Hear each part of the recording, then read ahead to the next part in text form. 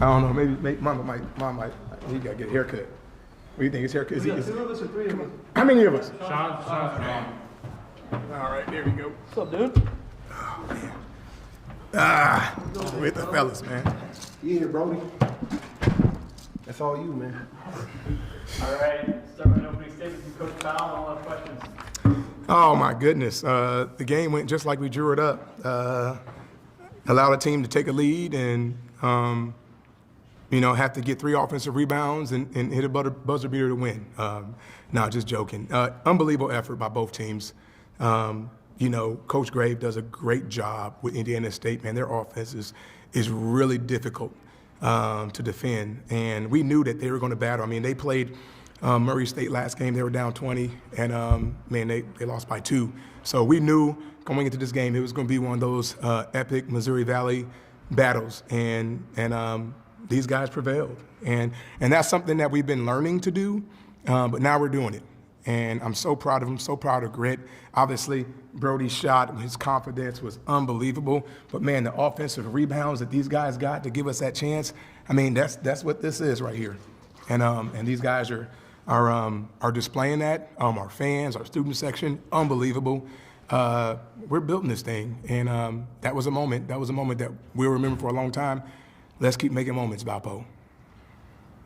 Brody, you needed a defensive stop after your shots. Not a true buzzer beater, but true enough. Just how did that feel? What was that like to hit that? And it feels good, especially after that buzzer goes off. Like, after you hit that shot, you got to get back on defense. I think there was like 5 seconds left. So, I mean, it was a scramble to get that stop, but we got the rebound, and then it started to hit as soon as that buzzer went off. So, it feels good. Is there any kind of internal clock in your mind, anything like that? When you get the ball, I mean, what propels you to kind of take it in that moment? Yeah, I know I was playing point at that time, so I kind of knew what the time and score was, and I knew that we had a shot clock, I believe, but we were able to get that rebound, and JT tipped it out, or Sean tipped it out, I don't know which one it was, and I just know at that point, like that mid-range pull-up, that's my game, so I just thought that would be the best shot for that moment. Sean, what is that scrum like in there when shots are going up? JT took one, you took one, the ball's bouncing around. What's that like?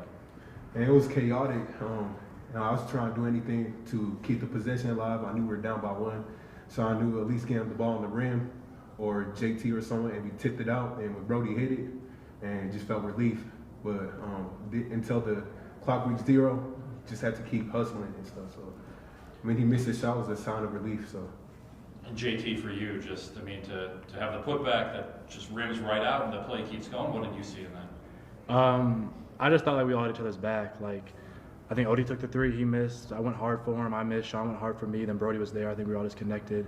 And we all, it's like grit, like Coach says, we were all just there for each other and we got it done.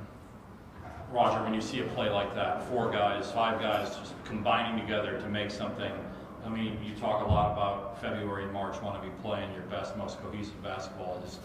Is this May and June and July on display in a play like that? Yes, but it takes time. It takes time. Like you guys had mentioned early, we lost some of these games, and obviously, our record shows that we're starting to win them.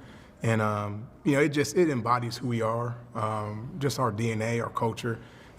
Love, faithfulness, faithful to your brother, to get your brothers back and be happy for your brother, and that those offensive rebounds, that's just a beautiful display of that. Brody, you are an Indiana guy. When Indiana State, a storied program, comes in here with those teal blue jerseys, just I'm sure you knew about Indiana State growing up. Just what's that like to Yeah, I beat know them? we talked about before the first game, a lot of guys are from Indiana, and a lot of guys didn't hear much from them, so a little bit of chip on the shoulder coming into both games. So, I mean, I think we have a chip on our shoulder every game, but obviously there's a little extra juice when something like that happens. So, yeah, it was great, and it was great to beat them. Roger, there were a handful of luminaries in the stands today. Darius was here, but also Brad Stevens was here today. Obviously, he's got a connection to Matthew Graves, but also a connection with you. You beat him a few times as a coach. What, just knowing that the executive of the Boston Celtics is in the house, and just what's that like? Oh, it was great. Obviously, I love Brad. Had a lot of success, and still is. But you know what? Outside of Brad, I thought our fans and I thought the energy, I thought our student section, all those teams, and I saw just regular students in that student section. That, for me, got me fired up. And then, at the end of the game, those guys just enjoying each other, coming on the court, you know what I'm saying, just to celebrate with us, praying with us. I mean, I'm excited about that. And I just feel like the juice is starting to come back here at Valpo. This is the energy that I'm used to. And, man, that gets me fired up. And it gets me fired up that Brad Stevens was there, too. JT had 6 assists tonight. Just what were you seeing out on the court?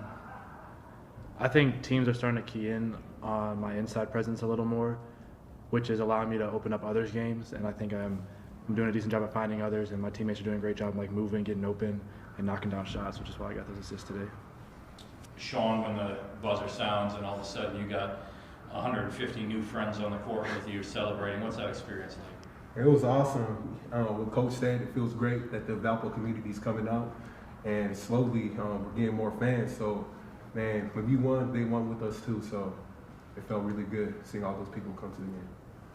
Brody, I know we talked at the end of the last game. Mm-hmm. Just to come out and put 49 on the board in the first half after what the second half looked like at Illinois State, how did that feel to come out and just be clicking offensively like that? Yeah, I mean, it felt like us. I mean, like I said to you after that game, we went back, we watched the film, we learned from it, and then we applied it tonight in the first half, I thought. And our defense wasn't great overall, but 49 points is a lot in the first half, so I thought we executed us really well. Roger, just Owen and Justice coming out, hitting shots early, setting the tone, again, putting 49 up in the first half. Is that the kind of response you wanted to see? Yeah, I mean, they're great players. Obviously, all of us have seen Justice over the years now. He has the ability to take over games and score in bunches, and then OD has that same ability. But I think that that's just a credit to just having strength in numbers. You got multiple guys that can make plays. I mean, Sean was getting to his hook in the post, and he got the little floater, and when they were trying to clog the paint, man, that was a big-time offensive play. Obviously, we know how talented JT is, and then Brody, just those threes and went zone, got him out of the zone. And these are things that happens when you got multiple guys that just can make plays. And Justice and OD were huge in the first half to get us going. Roger, from a coaching perspective, when you realize there's 8 seconds left and the other team's not calling timeout, and you just kind of have to watch, just what's going through your mind? Are you trying to scream something that they'll hear, that you can just, what are those 8 seconds like for you? Peace, trust in my guys, trust in their ability to get a stop in that moment. Obviously, in moments like that, there's really not much I can do other than just trust. And I believe one of my favorite Bible verses is Isaiah 26:3, where it says, he will keep him in perfect peace whose mind is stayed on him. In those moments, man, it's like, I'm like, God, be with these players. They work so hard, help them get a stop. And when they do, it's just like, that's why oftentimes I do this, because I believe not only were these guys on the court competing, but I believe God was with us as well. JT, is it peaceful for you having to get back on the court and get into position to try to stop that last play? Not really. No. Hectic, but we got it done. It's intense. Yeah, I mean, for yeah. any of the players, just like when you realize they're not calling timeout, where does your mind go? You got it. You got it. So the last, I think it was 8 seconds. It was just don't foul at that time because I knew we were in the bonus. So we just had to go back, and at halftime we were talking about building our wall. So I think in the last 8 seconds we built a wall, and we got the stop. So Yeah. The habits, man, the principles that we work on, those, you got to trust those in those moments. And one thing I want to say, this is, I didn't mention this, at halftime we were down on the boards by 2. And it's just interesting because I challenged the guys in the locker room. I said, we got to flip the rebounding margin.